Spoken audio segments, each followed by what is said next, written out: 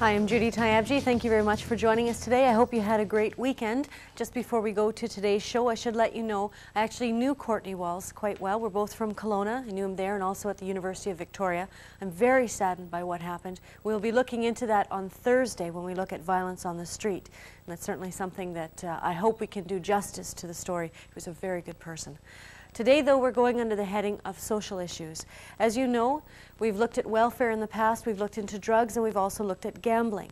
Today, we've chosen the subject of hunger and poverty, and we've done that because as we approach Christmas, of course, many of us turn our minds to things that are close to us in our community and to those who may not be as fortunate as we are.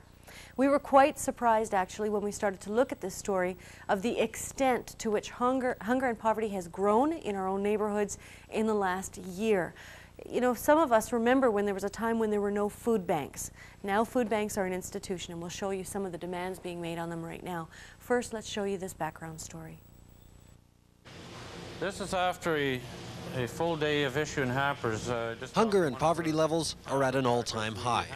They're at a point where street-level workers, like the Mustard Seeds' Brent Palmer, can no longer keep up with the demand thrust upon them. This is the worst week I've seen it since I've been here the last 14 years. It's just staggering. It's gone right through the roof. Brent and his volunteer group of nearly 100 workers are doling out food faster than they can take it in. It's now reached the point where they don't have much of a surplus to accommodate many more days like they had last week. Our normal hamper distribution day, we're looking at about 150, 155 hampers. Monday was 301. I do believe Wednesday was 286. And today, again, like I say, 250 plus. So Brent says with Christmas rolling around, people tend to become very generous and donate accordingly. But he says it will take more than they've ever seen before to keep up with what's needed. For the month of December, we're looking at about 150,000 pounds of food coming in. And right at this particular time, I think we're down about 10 tons of food. Aside from the sheer amount of food that's necessary to accomplish the task, what's disturbing Palmer most this Christmas season is how one segment of the population needs some of the Mustard Seeds' resources, but won't take advantage of them. Seniors touched me right here because seniors have so much pride, and there's so many seniors in this country today that live on fixed incomes. Home care workers are calling us and saying, well, we're going in to help people. We find one tin of food in their cupboards and maybe nothing in their refrigerators. We're seeing about 225 people to 250 for supper, 160, 180 for lunch. The folks at the upper room say they're seeing the same thing.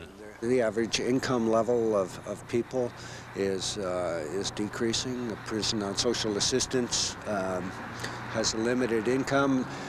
The cost of housing is high. All of which leave many people with little or no money to spend on food. Because the social safety net of British Columbia seems to be missing many people as they fall down, Stewart says street-level non-profit groups are being forced to pick up where government fails. We've been fortunate and blessed in terms of the resources to this point, but obviously things are stretched. And both Stewart and Palmer agree that their associations can go a long way in helping people, but say governmental downloading onto non-profit groups is not the answer to dealing with hunger and poverty. Who's going to deliver the services? With all the downloading, it seems to be downloaded onto the non-profit societies. And if that's the case, then I think we have to call a spade, and then the government needs to recognize that if it's solely donor-driven like we are, then let's look at the tax implications. I don't know how much longer donors can continue on donating. There is such a real thing out there called donor fatigue. You know, give all the time. Now it's time, I think, that if everybody starts working together, let's be creative and put these people back to work by creating some form of employment for them. Because the way it's going to be increasing more and more and more every year. I can see that happening. So we'll be talking about hunger and poverty in our communities. We'd like to hear from you if you're dealing with this or you have some solutions on this. And we'll take your calls to this number after a break.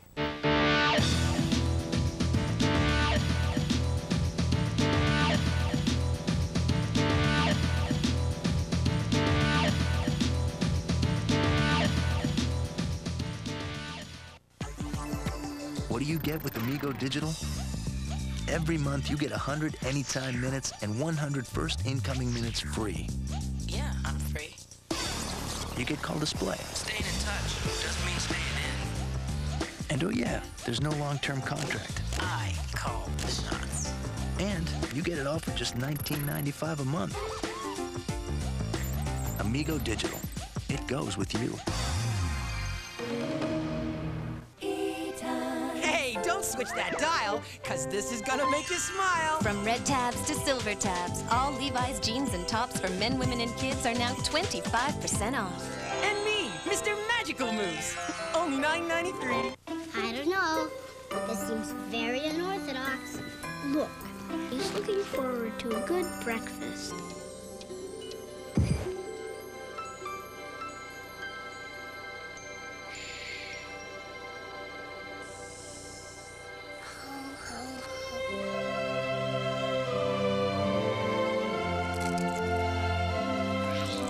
At this special time of year, we wish you and your family the very best. 1 year ago, you lived it. Now you can own The Storm of the Century. Backed by popular demand, your VHS copy is now available at these locations for just $19.96 plus taxes. It makes a great gift, and Czech TV will donate $5 from every sale to community emergency funds. Pick up your copy today of The Storm of the Century, or call 383-2435 and relive those 10 days in December of 1996. Few of us will ever forget. Okay, kids, it'll stay warm for Santa in here. See the new Frigidaire ranges with warming drawer on sale now. Hastings Frigidaire Appliance Store, 2100 Douglas, Victoria. And as the Christmas season is upon us, many of us turn our thoughts to giving. But what about people in our community who are not as fortunate? You may be shocked to hear that there are statistics show that there's been a significant increase in numbers. My mouth is not yet working. It is a Monday. And today we have with us Major Gary Venables from the Salvation Army and Brett Palmer, who's with the Mustard Seed Food Bank in Victoria, but he's also the president of the BC Association of Food Banks and on the board of the Canadian Association of Food Banks. Thank you both for coming. Thank you for having us. Well, nice, it's a busy time of year for you, I know, but I want to start with you, Brett. The number of users, we saw a little bit in the starting story about the number of users at the food banks, but tell us what that's like for you. It's very stressful for one thing. Just in the last 3 months, Judy, we've noticed a significant increase in our own caseload here in Victoria. Right. This time last year, we were serving approximately 2,600 people per month. Now we're well over 4,000. Now that's even the 2,600 per month. Are those different people, or is it the same people? Those are different people. 2,600 different people. 2,600 different people. 4,000 different people. That's correct. Yes. Okay. All right. And in Canada, it's staggering. I've talked to some of my colleagues in various other cities. Their stats have gone up. Here in British Columbia, too, it's the same thing. Right. I want to bring Major Venables into this. What is the Salvation Army's role in helping Canadians? I mean, it's a national organization of religion. What do you do? Historically, the Salvation Army has tried to meet the need as it's found. Appreciably, other groups have come in and taken over some of the responsibilities that we've done traditionally, the food banks being one of them in some communities, such as in Victoria, where the Mustard Seed is the major food bank, and look after that, and we fill up the gaps and pick up some of the slack and support them where we can when they run short.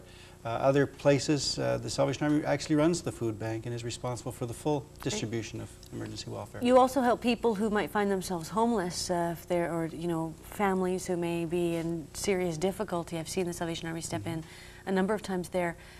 What kind of need is there for some of those services these days?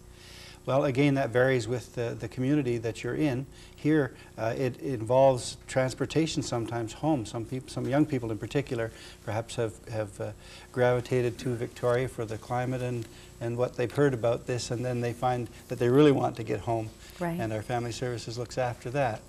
Clothing, shelter, all these kinds of things, whether they be street people or people on social assistance or the working poor. Okay, and when we talk about hunger and poverty, all these statistics, there sort of seem to be two sets. There's the set we hear about food bank usage, and that seems to indicate that hunger and poverty is on the increase. yet when we hear about the economic growth of the economy, we have political leaders federally and provincially who keep telling us everything's going very well. There's jobs created and there's all kinds of wonderful things happening. Your comments, which one of those do you think are correct? I don't know. Well, it's kind of humorous to me if our economy is that rosy. Why aren't the food banks going away? Right. So obviously, in my opinion, maybe there are jobs being created, but are there jobs being created that people that don't have all that much education, do they have access to these jobs? Do they have to go through any sort of a training program on a federal level? Do we have the training programs? I don't think so. Okay. So I kind of dispute that our economy looks rosy. To me, it's not. Okay, we're going to share a little bit of some of the background, some of the statistics on hunger and poverty in Canada, and then we'll go, actually no, we'll take a couple of calls first. Let's first talk to Barb in Vancouver. Hi, Barb. Hi. Hi, go ahead. Yes, I'd just like to say that a little while ago I heard on the news that the poverty level was at about $16,000 per year. Mm-hmm. And I live on a CPP disability that is half of that. And I've been on it for 2 years. I owe income tax for about $600. At the end of this year, I'll owe close to $1,000. And I just think it's grossly unfair that people who have such low income are forced to pay income tax, and particularly on disabilities. And compared to the people who are on welfare, I'm doing really well. Now, in your case, you said you make about half of the $16,000? Yes. Well, wouldn't your basic personal exemption keep you out of the taxes? Or? No, it doesn't. It's like $6,000 something. Wow. Okay, well, thank you for that call. I guess that was one thing that was referred to in the startup story, is to what extent are the governments participating in this? To what extent are they downloading? Are they taxing the poor? If you're making $8,000 a year, it's not a lot of money to get by on. I mean, who helps out? I mean, who picks up the pieces there? Well, that's where the agencies come in. We're subsidizing the working poor, for example, just can't manage on what they're earning. They're trying to maintain their self-dignity by bringing in as much as they can, but they just can't exist on that. Likewise with some of the others, they're just finding at the end of the month they're running short and they need to come for assistance. I guess in a case like hers too, it'd be pretty tough for her to, you know, rally a campaign. And, you know, it's not the sort of thing you're thinking about when you're poor, but in a case like that, she should be writing to her MP and say, you know, hey, when it comes to Revenue Canada, stop taxing people who are making so little money. But that's not exactly on our top list of priorities when you're trying to survive, I guess. I'm going to take another call. We'll talk to Christy in Surrey. Go ahead, Christy. Hello? Yeah, go ahead. Hi. I think that people who give food to food banks all year round should, like, receive something back, like movie passes, because that would encourage people to, like, give more. Oh, I see. Okay, well, that's an interesting idea. And, of course, if a movie theater supported that. Do you have any initiatives like that? You're the president of the BC Association. Well, actually, we have concerts, etc., that happen throughout the year, and I can only speak for Victoria, but the people that own these places have been very generous and give us passes for various venues to give to clients, etc. So there is some corporate sponsorship? Oh, yes, there is, yes. That would be a good thing, actually, to look into, to see if there's, I mean, you know, because you talked about donor fatigue. Everybody should give because they should give, but after a while. Yes, and also on a national level, Judy, too, to give an example, last year alone, coming from the corporate sector, meaning some of the larger food-producing companies, we received 6.8 million pounds of food to distribute through Canada. And we have an advisory board on the national level that consists of a lot of these corporations, and this is just recent in the last year or so, but we have noticed there has been a significant change in the donor base coming from the corporate sector. Okay, and to give you some background, for those of you, you know, this is the first time you've encountered this subject, it's, you may be quite interested in this. The statistics come mostly from 1996, which is the last year that figures were available. The number of Canadians living in poverty is way up. There were around 3.6 million in 1981 and more than 4.3 million by 1992. That's an increase of 19% in 11 years, which is ahead of population growth. Unemployment also climbed steadily. 6.2% were out of work in 1971, 7.5% by 1981, and 10.3% by 1991. That number was up to 11.3% in 1992. And although figures for last month put the jobless rate at 9%, this does not include those on welfare, underemployed, self-employed, or who have given up looking for work. Food banks have been relied upon to feed the poor and the hungry. In 1980, there was only one food bank in the entire country. By last year, there were more than 350. Food banks are used by more than 2.5 million people. And of the people who rely on food banks to eat, more than 40% are children. That's I think really bothersome. What kind of future are they thinking of when they come to the food banks? Actually, you mentioned about the 300 and some odd food banks. Right. To my surprise, I got a fax in this morning. Yeah. There's 508 communities in Canada with food banks now. Wow. 508. That's not including soup kitchens. Wow, or drop-in centers or And it really annoys me when people that are forced onto social assistance, they're not recognized in the stats. God, yeah, I know. Whenever I see those unemployment rates, I have to remind, you have to remember it. It does include people on welfare. It does include people who are at home right now because they were downsized out of their jobs and they're, working out of the house, or all the people who are on strike, like the poor people in Crofton. Let's talk to Caroline on Gabriel Island. Hi, Caroline. Oh, hi, Judy. First off, I'd like to say I really like your program. Oh, thanks. Yeah. I'd like to ask the gentleman, now, if a person can't afford to donate actual goods or money, or let's say they have, what else can a person do to help out? Oh, I think that's an excellent question. Maybe we'll start with you. Well, as with some of the other agencies, we have volunteers, of course, that do invaluable work, and we couldn't survive if it weren't for people offering assistance by volunteering in retrieving goods, sorting goods, distributing goods. Now, in a case like that, I've actually seen volunteers, if they're mums or dads and they have little kids, they can frequently bring the kids to help out as well. That happens. So people need to, and then you don't have to be a member of the Salvation Army to. Oh, indeed not. Okay, that's important too, because a lot of people might think you have to be part of the club or something. Let's talk to Lori in Nanaimo. Hi, Lori. Oh, hi, Judy. Hi, go ahead. My comment is that I'm not quite sure quite enough recognition is given to the working poor. Mm-hmm. I'm a degreed person. Right. And I have a good job. I make $20 an hour. Right. But I pay back $850 a month in student loans. Right. For my family size, I've calculated that I make less than a person who is collecting social assistance. Wow. While I don't begrudge the people on social assistance for their, where they're at in their lives. I mean, obviously they need it. Right. I find that disparity is not recognized by the general public. Now, in your case, have you tried to negotiate a lower payment schedule for your loan? Oh, yes. Because you can, and that's something that if you push really hard, you can usually get that. Right. And I did hard. push really hard, and the bank denied it and said that if I couldn't make that minimum payment, they would send it to collections. Okay. And so there you go. Okay, well, I think that she's raised an excellent point. I would encourage you, though, if you're in Nanaimo, to go down and see Dale Lovick's office and take in your documents. Sometimes an MLA can even, believe it or not, override a bank that's threatening collections. So, now, what about that, the working poor? That's tough. I mean, you see them now in food banks sometimes. Almost definitely. I'd say over the last 2 years, has been quite an increase in the working poor. In the working poor. Yeah. Especially this time of year. Yeah. It's shocking to see the amount of people coming in seeking extra help from us. Okay. And that's not to mention the people of the working poor that just won't come in. They have the need, but they're not coming in because of their self-dignity. They're just trying to maintain that, scraping by. Right, Exactly. and as we heard, a lot of seniors, of course, they wouldn't dream about it, even though, people might want to help them. We're going to take a quick break. When we come back, we will take more of your calls. We're talking about hunger and poverty, and we're doing it in the context of Christmas.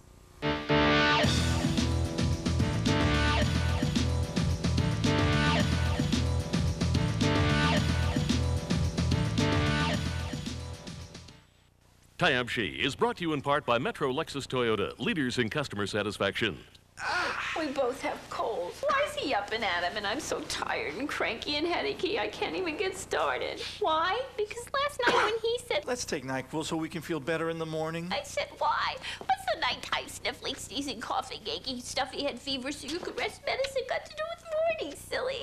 He took it. I took these. He got rest. I didn't. Why? Vicks NyQuil, the nighttime sniffling, sneezing, coughing, stuffy head fever so you can feel better the next morning medicine. It's not just the wind or the cold. One of the harshest environments can be the inside of a diaper, where wetness can upset the delicate pH. Pampers Baby Dry can help. It turns the blue liquid clear as it lowers the pH, and it pulls that wetness away to help keep skin dry and healthy. Wetness can upset the delicate pH in a diaper, and Pampers Baby Dry helps control it. Help protect their skin from wetness with Pampers Baby Dry. Pamper the skin they're in.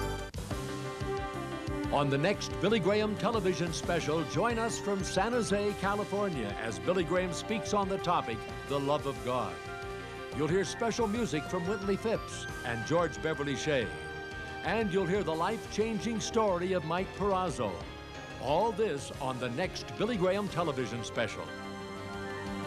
Billy Graham airs tonight at 7 on Check TV.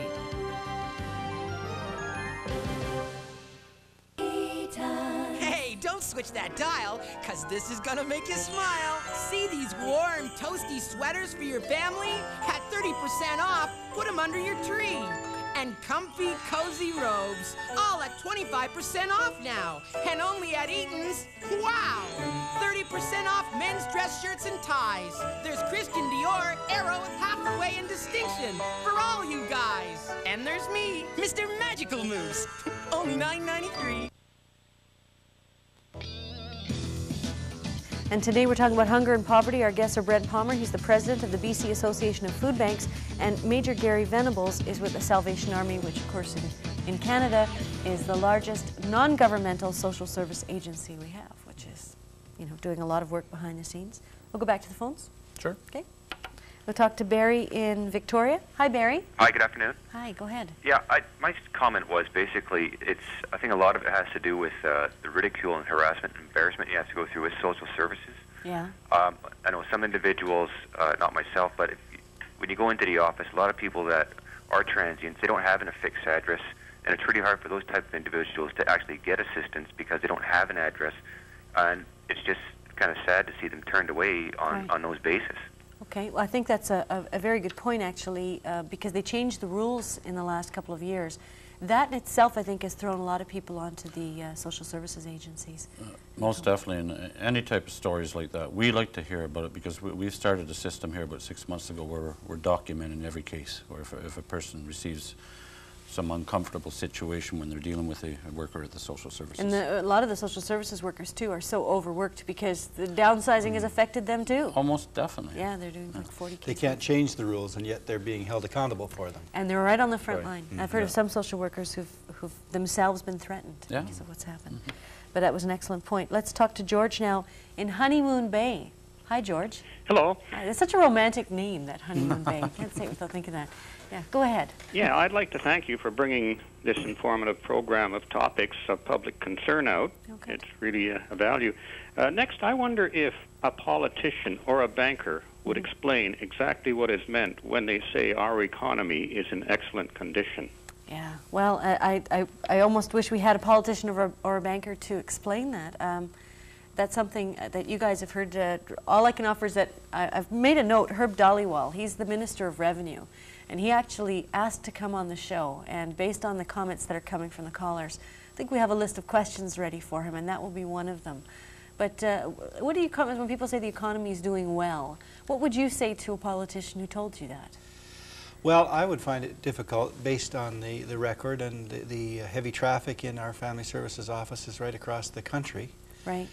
We're not noticing large increases, but it's a steady flow constantly. The poor are with us always, it would seem. Right. Sometimes even more obviously than others, I guess. Let's talk to Robert in Vancouver. Hi, Robert. Yes, good afternoon. Hi, go ahead. Great program, great topic. I have two comments and a question. Basically, I'm a person on disability pension, have been for 10 years. Okay. I get down to the Lower East Side of Vancouver quite frequently, and the one thing that is really appalling to me is when I see literally hundreds of men and women picking up their checks on Main Street at the Social Services branch, and 15 minutes later, via taxi, are sitting in a bar where the owner cashes their check and they sit and drink the money away all day long with their kids waiting at home. Right. That's number one. Right. I think number two, why don't some of these caseworkers and politicians go to these bars in downtown Vancouver and Victoria on Welfare Wednesday and actually see what goes on with the money the government and hardworking taxpayers are giving them. Okay, well, those are both excellent points. And there again, I'd like to go to you on this, Major Venables, because the Salvation Army actually deals with things like whether it's rehabilitation or detox or all of these things. There was a very strong call a few years ago for the government to be a bit stricter about if they're allocating money for children, to make sure that money gets to the children.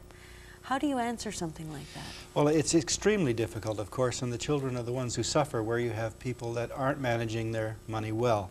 Right. And a lot of people have grown up with this kind of an atmosphere and in this kind of lifestyle, and they know no better than that. And so we try to make a concerted effort to latch on to those who are prepared to make a change in their lives and retrain them if we can, give them lifestyles training, that kind of thing. Right. We're trying to increase that emphasis. It does seem like it should be a lot more important to safeguard the basic resources for the children first. Because if someone has an addiction, they're just going to be drawn back to that addiction until, you know, that's like the gambling thing. Did you have a comment on that, Brent? Well, as the caller had mentioned, there's hundreds of people. There probably is, but there's also hundreds of people that do require the help, and they spend their checks wisely. And that's important to note too. Yes, that's true. Definitely. That's true. And so it's only those who have serious addictions that... most definitely. And they need the help, that's for sure. We're going to take a quick break, and when we come back, well, actually, if you'd like more information, I'm very distracted today, I must say. But if you'd like to contact the Mustard Seed Food Bank and Brent Palmer, you can contact 625 Queens Avenue, Victoria, BC, V8T1L9, and the phone number is 385-0586. And the Salvation Army Public Relations Department, now this is a Victoria number, but if you are from another community, you can contact them for a local number. 902A Caledonia, Victoria, BC, V8T1E8, and the phone number is area code 250-386-6304. And I'll give you another number for the Mustard Seed Food Bank as well. It's 953-1580. That's 953-1580. If you'd like to get involved at this time of year, I'm sure people would love to have the extra help. We'll be right back.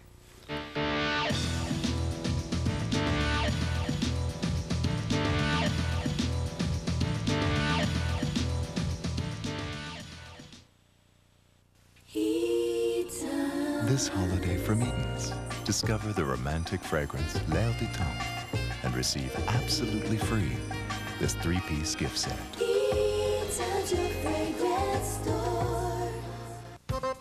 Call to order Rogers Me TV now and you could win a trip to historic England. I'm so into history. Or one of 10 Sony home theaters. There's over $300,000 in prizes, including a grand prize of $50,000. The earlier you enter, the more chances to win. And with 16 channels for as little as $5.99, you can't lose. Order Me TV today to win. Call 1-888-ROGERS-1. Jumbo Metrics by Conair, the ultimate styling tool for every new fashion trend in hair. With enough attachments to crimp, straighten, and curl, including a brush for softer effect or a smoother look. It's a mini salon in one. America, millions of you have skinny hair. Stop hiding it. From Conair Volume Control, you've got the Big Curl Setter. 5 soft surface jumbo rollers with super clips go from skinny to full of body. Nobody's bigger in hair than Conair. On the next Billy Graham television special, join us from San Jose, California, as Billy Graham speaks on the topic, the love of God. You'll hear special music from Whitley Phipps and George Beverly Shea. And you'll hear the life-changing story of Mike Perazzo. All this on the next Billy Graham television special. Billy Graham airs tonight at 7 on Check TV.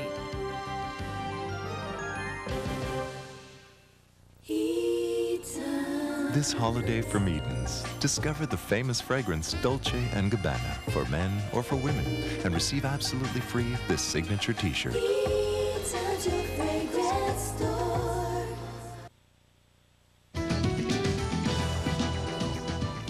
Our question of the day today, there are people going hungry in every community these days. Who should be responsible to see that these people get enough to eat? Here are some of your comments. I think we all should be responsible. Yeah. Nobody should be hungry in this country, I don't think. Not at all. Not with all... We all have so much, and we all really don't give very much, I don't think. I think we should give more. Well, basically, I think the community as a whole should help them out. I mean, it's not up to it's up to each individual to help these people out, but the community as a whole basically should be the one helping. Who?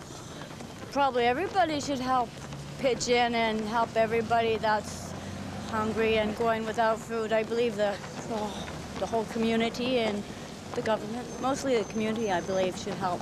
I think that, like, around Christmas time, everybody should, like, get together and have big fundraisers in the community and stuff. It's good for, like, in the Christmas holidays, get in the Christmas spirit. And it's, with people that are, like, rich and have nothing else to spend it on, they should help out a bit, too.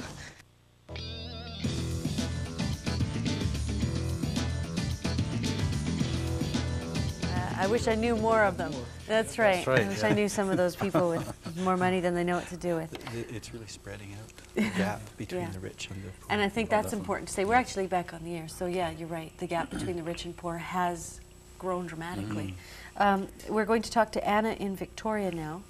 Yeah, go ahead, Anna. Yes, Judy, I've a great program today. I'm in my mid-50s. I'm living on a small income. I'm living on $180 a month.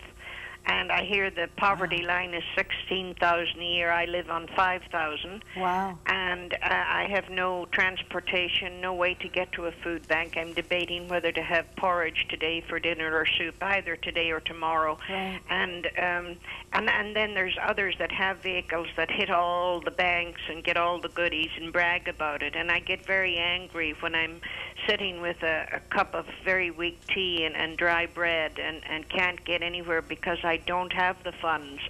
And I qualify for nothing because I'm classified as workable. Right. And what happens to us? What's going to happen to us? I would kill to have a job. If Brent wants me could get a job for me, I would polish his shoes for the rest of his life. Wow. Well, okay, well, thank you. Anna, I think you've certainly drawn a pretty important picture. $180 a month, and she would love to have a job. Well, one thing I'd like to respond to that, you can't get out, you can't get to food banks. After this program, will you please call me personally, and I'll make sure that you get some food. Now that's at the 953-1580. That's correct, Someone can deliver things. Yeah. Okay. And you don't have to polish my shoes. There's a lot of people that needs jobs in this country, believe me, so. Yeah. Now, what do you say to people like that, Major Venables, when they come into the well, she can't even get to the Salvation Army, so you have some people who do. No. Well, certainly we would hope that somebody like that would call, and we would do our very best to make sure, as Brent has already indicated, that they're looked after, because that, you know, that's so sad and it's unnecessary. And it's lonely too. People don't talk about that. You get very isolated when you're poor. You can be very lonely. That's a very good point. You know, there's been a lot of controversy about people being on the streets, and there's one thing you have to keep in mind too. Picture yourself in a small room. Yeah. The streets give some exposure to people in the public, including people that are in the same predicament that they are. As opposed to being all by themselves. Okay. Let's talk to Ray now in Nanaimo. Hi, Ray. Hi, how are you today? Fine, thanks. Go ahead. Thank you. I was just commenting on the fellow that was saying about the people that were drinking all their money, right? And I kind of get angry at that because a lot of us who were ex-alcoholics are trying to get our lifestyle together. And I'm a single parent with a 6-year-old, and it is not easy. Right. This Christmas we have our lights up and our tree up, but I keep telling my little boy that Santa Claus has got no money, and it's damn hard, man. And people just don't realize that. And yesterday we went to our turkey dinner, and it was humiliating. I did not want to do that, but I brought him anyway for his sake. You went to the community turkey dinner? A Christian one. Oh, okay. Not that I'm Christian or not, but I just went there because it was offered, and there was a lot of people there. I wasn't alone. Right. And this is a rotten place to be not alone. And I guess your son is in the school system too, so if No, I pulled him. Okay. I'm trying to educate him at home. Right, okay. Because I don't trust the school system also. Well, okay, well, I think you've raised some excellent points. I was going to say it's tough for a 6-year-old to have a Santa not bringing any toys. I would encourage people like that gentleman who just called not to feel badly about coming for help. That's why we're here. We recognize that there are people who have needs. Right. And his little boy has needs. Right. And Santa Claus can come in many forms at Christmas time. Right. And he needs to contact the people in the community that are prepared to help, and they're willing to help. And he should not be ashamed to do No, that. not at all. No, definitely not. Okay. All right, let's talk to Elizabeth now in Surrey. Hi, Elizabeth. Hi. Hi, go ahead. I just wanted to make a comment. Like, I'm a mother raising 3 children on social assistance. Right. And each year, what we do every month is take one item that's non-perishable and put it aside to give to the food bank. Wow. But after I had ran into some people who told me they volunteered for the food bank. Right. And I was informed by this person that people working at the food bank, the volunteers, pick over the good stuff and then leave the rest for the people that are coming, the needy that are coming in. Okay. And that definitely turned me right off as far as giving to a food bank again. And And that I'm just commenting, I wonder, you know, like, do they scrutinize, like, some of the people as to where this food? Okay. I think those are legitimate questions to ask if there's Almost accountability. definitely. Now, that was, I guess she's talking in that case probably about the Surrey Food Bank. The Surrey but it Food would Bank, matter. which I couldn't comment on the Surrey Food Bank. I can only comment on the own food bank that I work at. And we have a system where I have a supervisor on floor at all times. We have a receiver that constantly scrutinizes the food that comes in.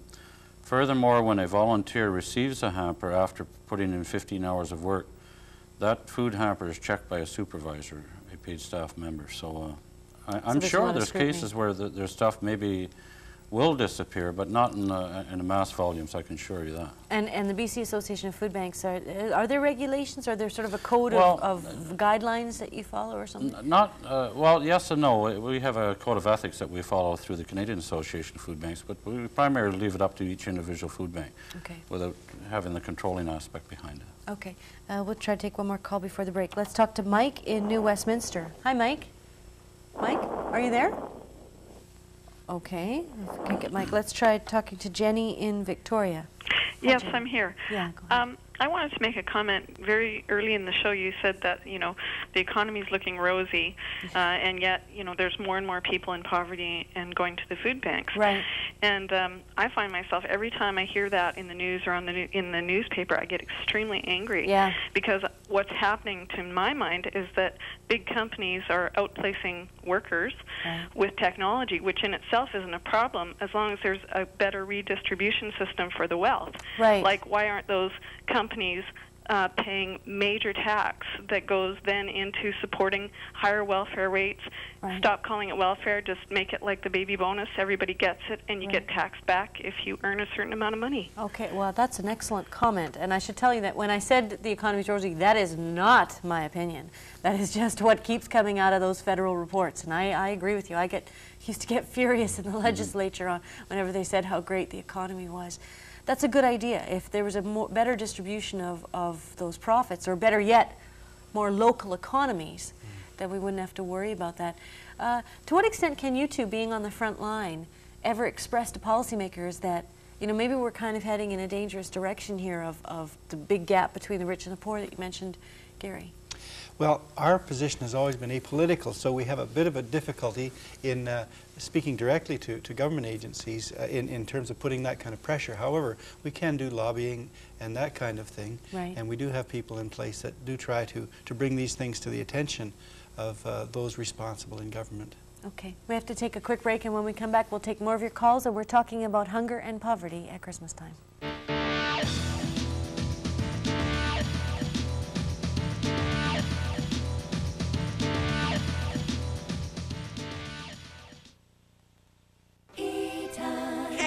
Switch that dial, cause this is gonna make you smile. From red tabs to silver tabs, all Levi's jeans and tops for men, women, and kids are now 25% off. And me, Mr. Magical Moose, only $9.93. I want to keep my smile for life, don't you? But everybody has plaque, the leading cause of gum disease. 3 out of 4 people will have some form of gum disease in their lifetime. You can do something about it. Interplaque by Conair is clinically proven to remove nearly all plaque, even below the gum line. Its unique cleaning action can actually reverse gum disease. And Interplaque is a leading ADA-accepted power toothbrush. Interplaque by Conair, recommended by dentists to keep you smiling for life. Imagine having a baby who can't see you. Trevor has congenital myopia. I went everywhere, and everybody, said he was too small. Then I went to Lens Crafters. Having the lab right here, I can make almost any glasses in about an hour. I use special earpieces, filed the smallest frames. I'm helping make someone's eyesight. The way that he looks at me now, I know he sees his mom. Lens Crafters, helping people see better 1 hour at a time. Call 1-800-465-LENS for the store nearest you. What sets a jewelry store apart from the rest? Is it the quality of diamonds, the selection of name brand watches? Is it finely crafted gold jewelry, earrings, and strings of pearls? Yes, it is all these things. Barclays of Oak Bay, a gem of a jewelry.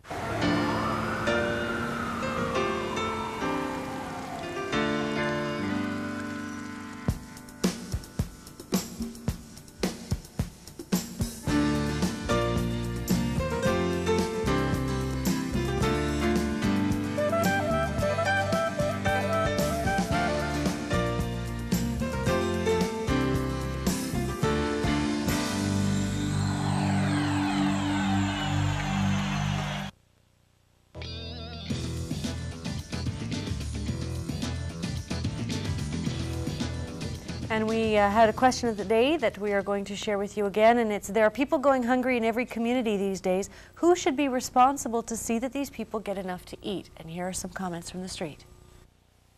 I think that the government should have some input into it and put some money aside for food banks because, I mean, there is a lot of families that do need it.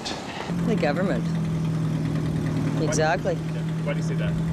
Because they don't do nothing for anybody else. Well, they don't. Friends, neighbors, community, family. Yeah. Why do you say that? Why do I say that? Because I believe that we should help other people. Well, their families and the community. I think the government should play a good role in it as well. I don't think that anybody should really go hungry. I think the government is partially responsible, as well as the individuals, meaning each and every one of us. It's up to us to take care of our own. I think that's a good sentiment. And if you think this is the typical face at a food bank, then think again. And this is a brochure that was put together, was it WPL Communications? WKL Communications. WKL Communications, and in here it gives you the statistics of what's happening in our own communities. 55% increase in the number of poor children, 54% increase in families experiencing long-term unemployment, 69% increase in families needing social assistance, and 37% increase in the working poor.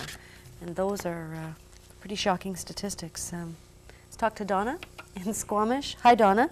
Hi. Hi, go ahead. I really really think this is terrible what's going on. Yeah. But I know people that are getting $1,500 every 2 weeks that are standing in a soup line in Vancouver, and I find that disgusting. Now, in a case like that, if you know that that's happening, do you try to tell someone at the soup bank, or? Like I live in Squamish. Oh, I see. Okay. Okay. Well, thank you for that. I would strongly suggest if you're aware of someone, and any time that I receive complaints about anybody that's receiving food at our food bank, I ask that person if they could identify that name. We'll treat them with confidentiality, and we certainly address the issue. And if there's somebody that's taking advantage of operations such as ours, we will cut them off. Well, absolutely. The worst part is the people stealing from the poor.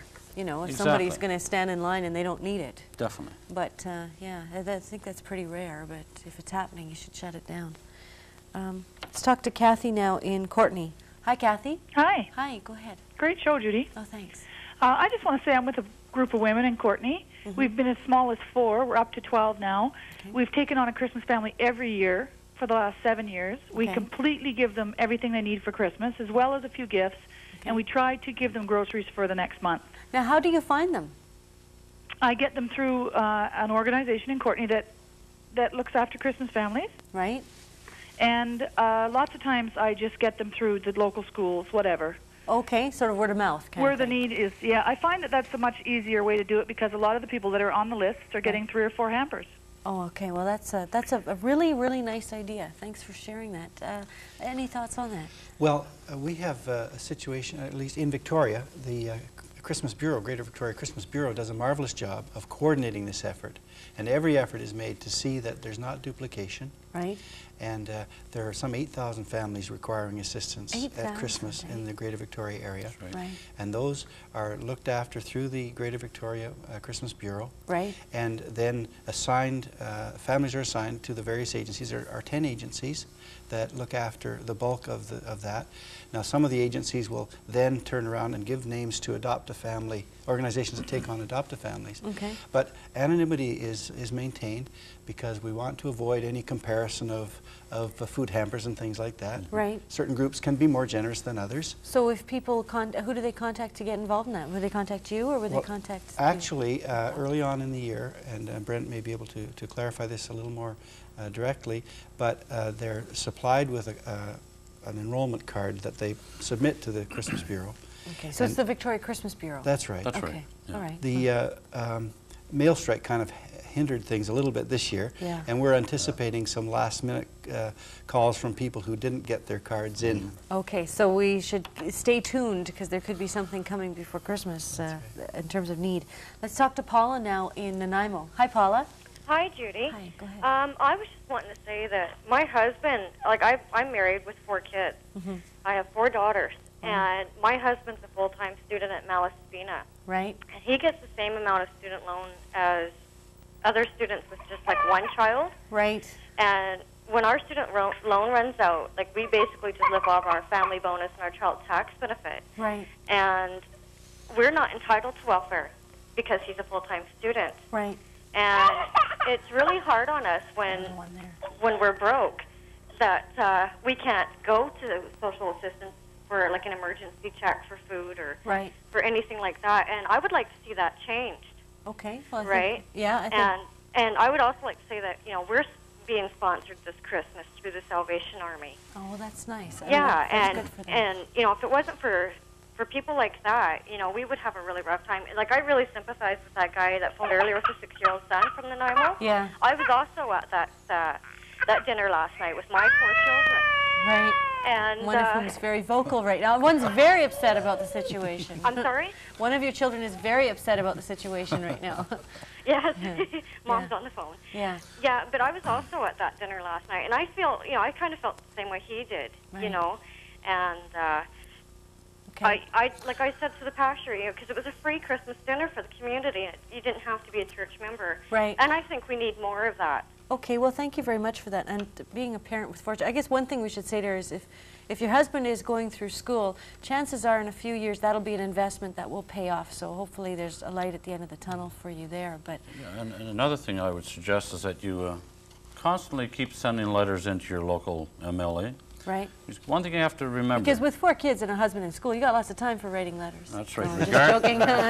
Regardless if you're poor, you still you can still vote. Yes. Believe and me. in Nanaimo, you have Dale Lovick. He's the Speaker of the Provincial House, and boy, it would be great to see him getting a lot of letters around now about what's going on. Very important issues raised. We'll be right back. We'll take a quick break.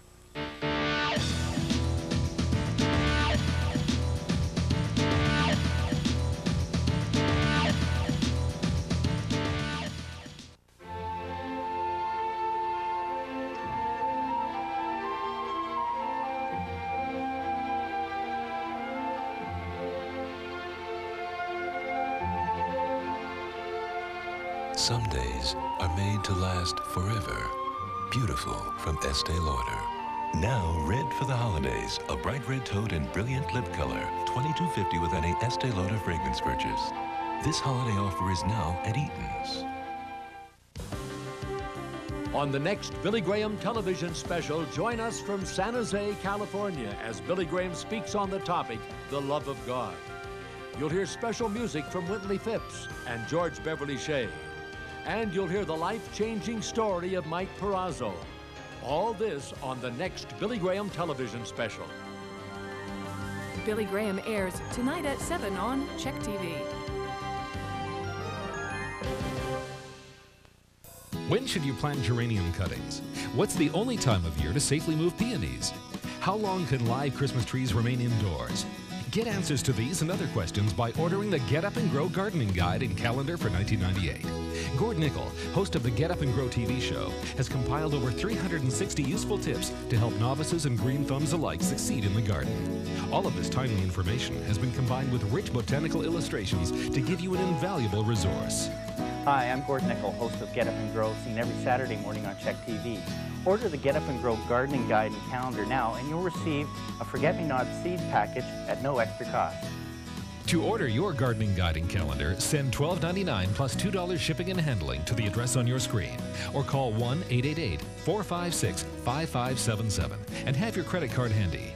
The guide is also available at Canner Nursery in Victoria, Abbotsford, and Chilliwack. Call now and get growing in 1998.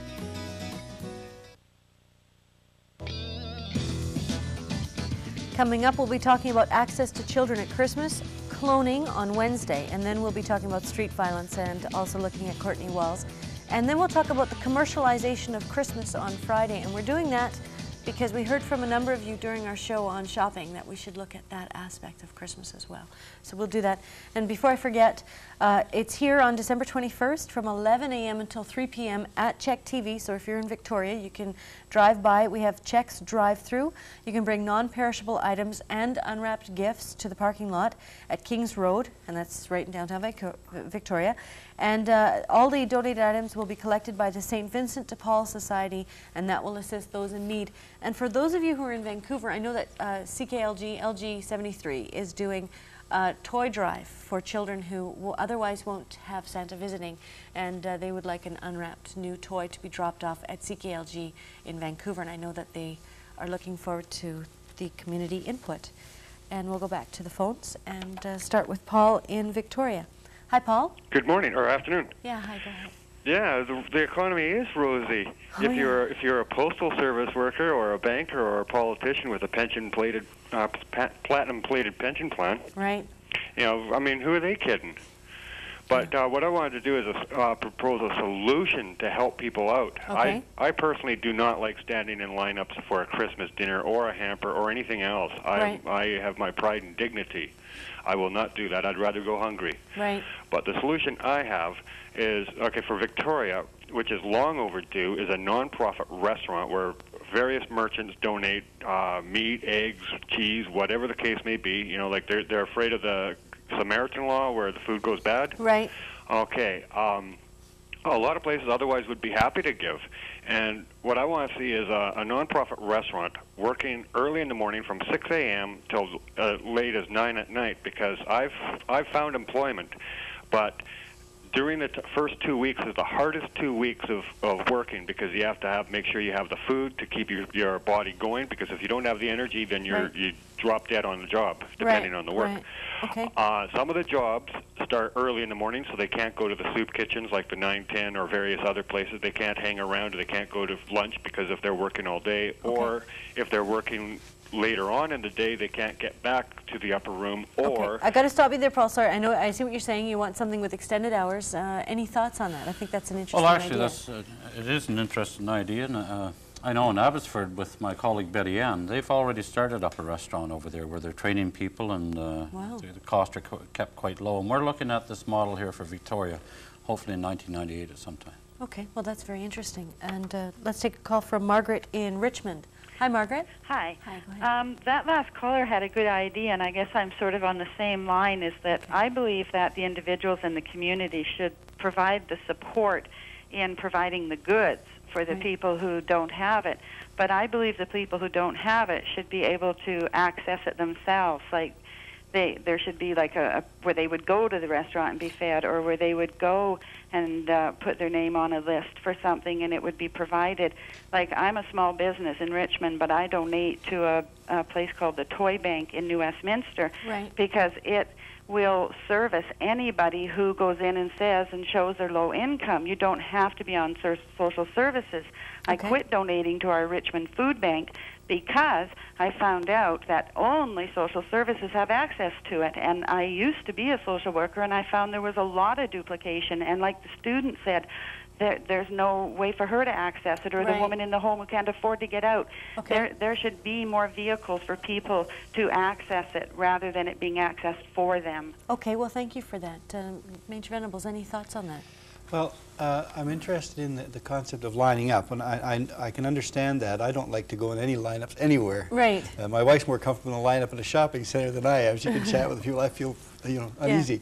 But lineups are a fact of life, and if we had some more of these places available, chances are there will be lineups, not unlike Swiss Chalet on a Sunday noon where people are lined up to the doors waiting to be served. But nonetheless, it's a valid solution to some of the need, and any way we can save someone's dignity, guard each man's pride. That's a big part of this too, isn't it? I mean, you're talking about people, many of whom came out of the middle class. You know, they had no concept that they would lose their jobs, and now they're living in isolation, they're living in poverty, and maybe they have small children. And that must be tough every day to deal on the emotional level with some of these things. Oh, most definitely. It's very demoralizing to people, extremely demoralizing. Which I think in turn leads to more problems with the emotional factor. Sure, then the stress factor goes up. We're out of time, but I want to thank you both very much for what you're doing. Thank you. And for telling us about it. We thank you, and we wish everybody out there a very Merry Christmas. Especially Check TV. Go ahead. And I thank you, Judy, because you've contributed to the solution, I believe, and we appreciate it very much. And to all the viewers and callers, too. And if you'd like to contact us, this is how you can do it. You can write to Tyabji at 780 Kings Road, Victoria, BC, V8T 582. Fax us at 250-389-1226. Email is tyabji@wic.ca. And our internet website has information from this and other shows. And we'll be back after a quick break.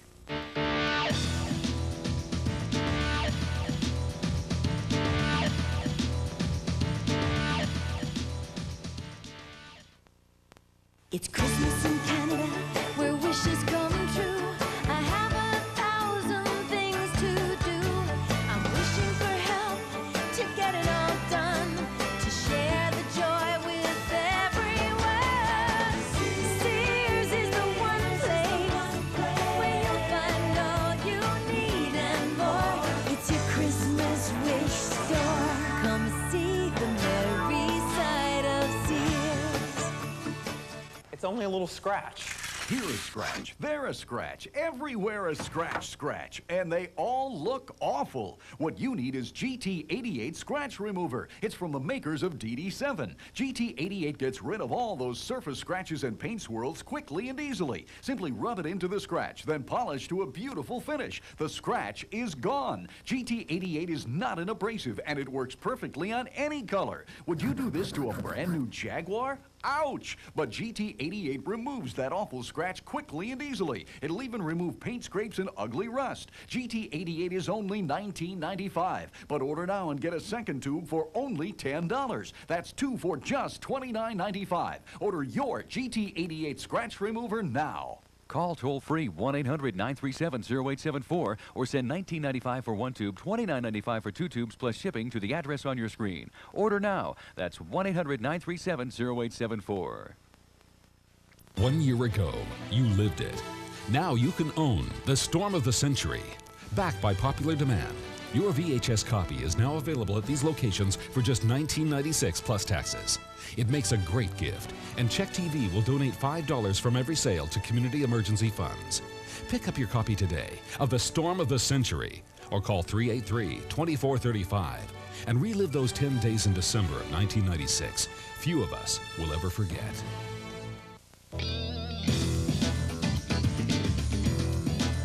Most of all at Christmas time, many of us look forward to spending time with our families, and if we have children, that becomes even more important.